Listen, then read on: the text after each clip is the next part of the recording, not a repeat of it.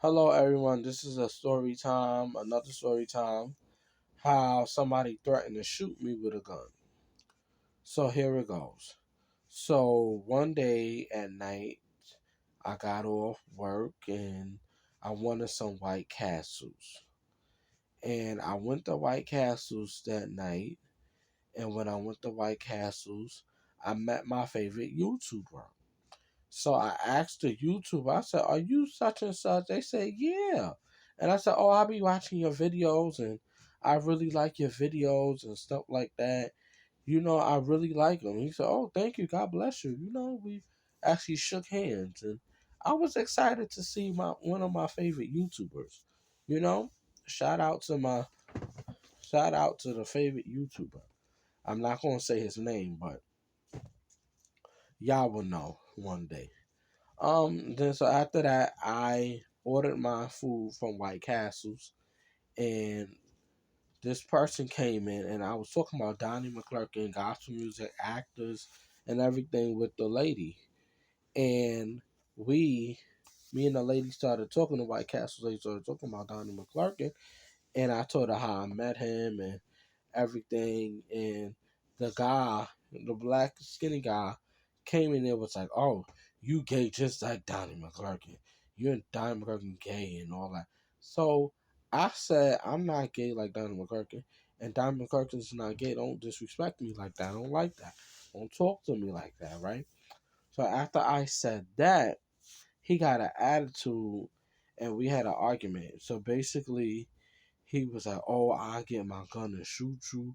He ain't pull out no gun or nothing. He was pussy.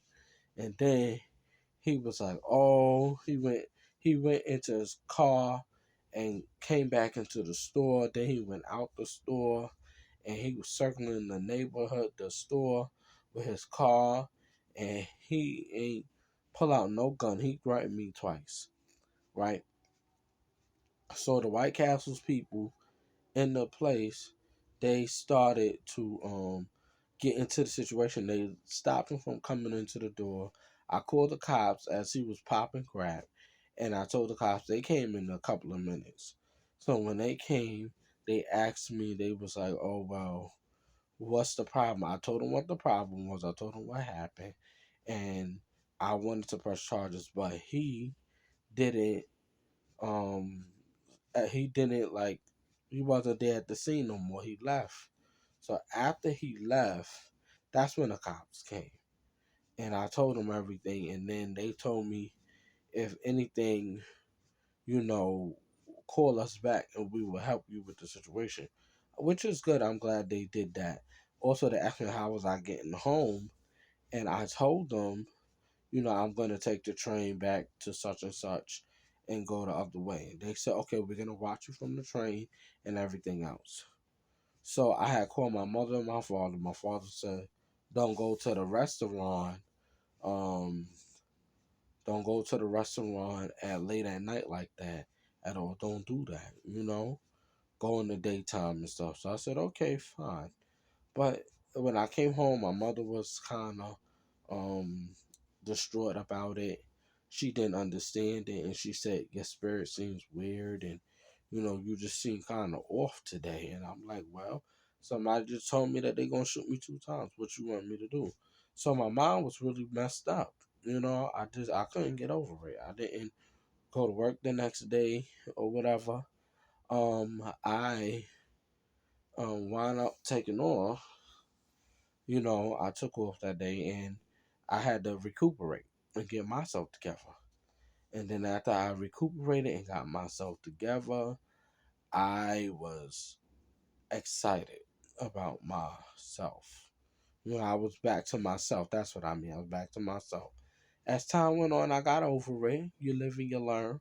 But the person didn't shoot me with a gun.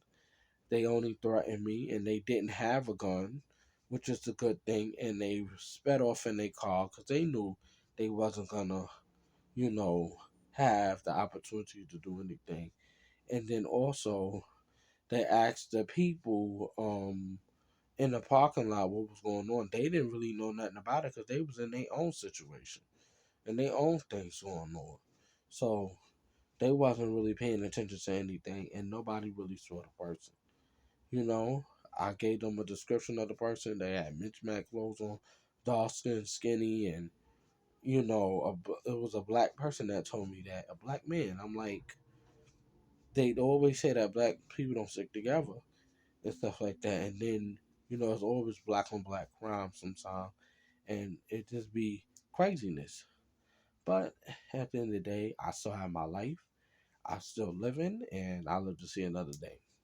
So, with that being said, I just thank God for Him listening to me and keeping me, protecting me, saving me, and covering me. God is everywhere, omnipotent, omnipresent, and omniscient, all powerful, all knowing, and everywhere at the same time. So, God bless everybody. Good night.